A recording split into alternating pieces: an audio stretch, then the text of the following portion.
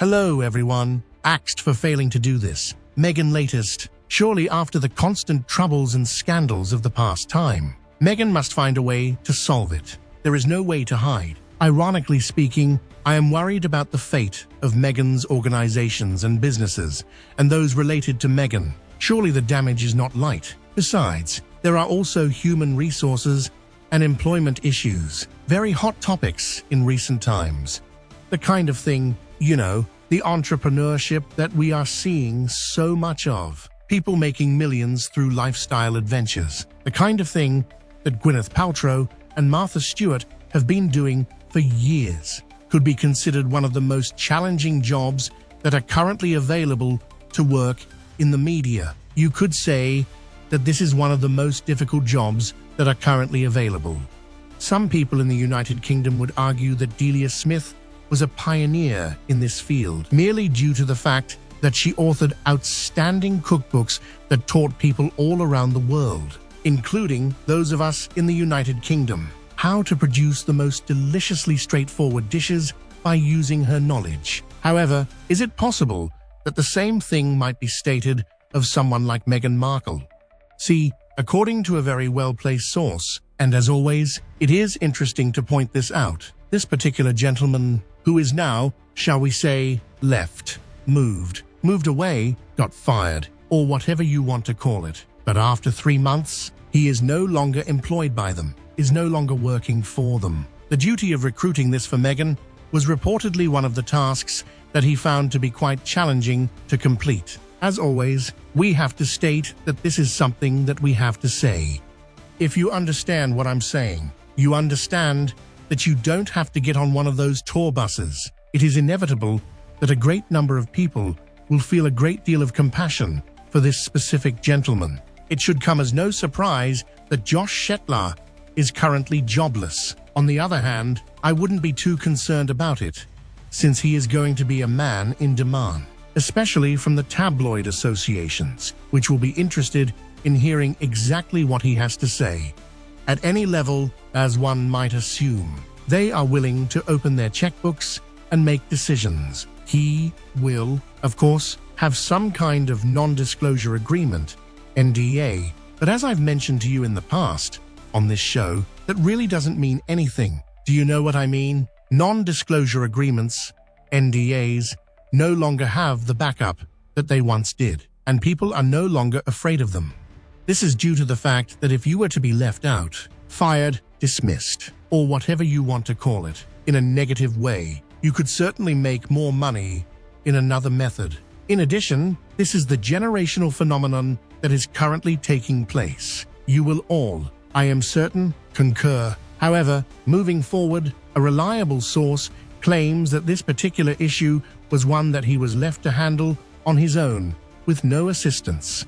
This was done in an effort to locate a chief executive officer for American Riviera Orchard. Furthermore, when you consider it, it must have been a really challenging task to accomplish. On the other hand, it would appear that this was one of the issues, as revealed by a source. You have to understand that Meghan herself, it would appear, wants the absolute finest, the highest levels of individuals.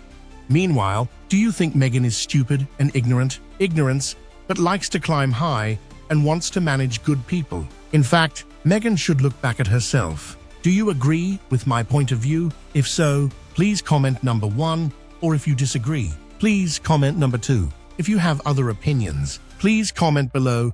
And as you can probably understand, she was in desperate need of the most influential individuals who had been responsible for Gwyneth Paltrow's success in the field of goop. In addition to this, she desired to work in the kitchen alongside some of the most renowned chefs, those who have earned Michelin stars and who may be employed in the most prestigious hotels all over the world. The George Sank, the Dorchester, and everything else of that nature are examples of such things. However, cooks, particularly big star chefs, have the ability to earn anything they desire on their own. That was unsuccessful, and the response to that was, if we may use the term, a really stony silence. On the other hand, she was still quite eager to find someone to develop the American Riviera till that point. On account of the fact that there was simply no remit for the job, they were unable to locate someone. The job itself was a particularly shady one. How did you play the role? And what were the expectations placed upon that individual in that specific role? A great number of individuals just did not want to put themselves up because there were a great number of documents and declarations that needed to be signed before they could even be considered for an interview. In addition to that, it was supposedly mentioned that the salary was not particularly impressive, as it has always been. The bottom line was that this specific person, along with the others who are still working out there at the moment, found it extremely challenging to suggest individuals who were prepared to come forward with information. In addition, that was an integral aspect of the agreement.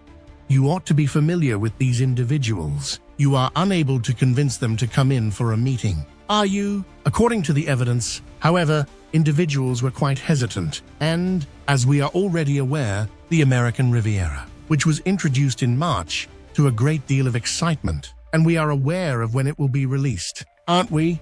At this point, it would appear that things are not going to be looking very promising until at least the year 2025 goes by. The reason for this is that, of course, the Duchess, as she is now more commonly referred to, is simply too busy with a great deal of other endeavors to allow her to participate in those inner circles. As for me, I would seriously reconsider accepting a job if the very first thing they demanded was my signature on an NDA. To me, that screams a glaring red flag. While it might be commonplace for high-ranking executives or those dealing with sensitive company secrets, the true intention behind such an agreement is worth questioning. The veil of secrecy can easily be justified as business as usual. But what happens when that secrecy covers up unethical practices or even criminal activity? Remember, an NDA might legally bind you, but it cannot shield crimes from the light of justice. Once a crime is committed, the NDA shatters, null and void, revealing the sinister reality underneath. The most terrifying thought is that working for them could end up being far more than just a job. It could become complicity in a crime against humanity, a soul-staining chapter you never imagined would be part of your career. In fact, it is a very normal requirement for some jobs. I have signed many of them. Not that unusual in some industries, especially when dealing with celebrities or royalty, which is how Harry and Meghan view themselves. Clearly, I don't know if they are broke or if they just don't want to spend their own money. They've always been known for scrounging freebies wherever they can get them.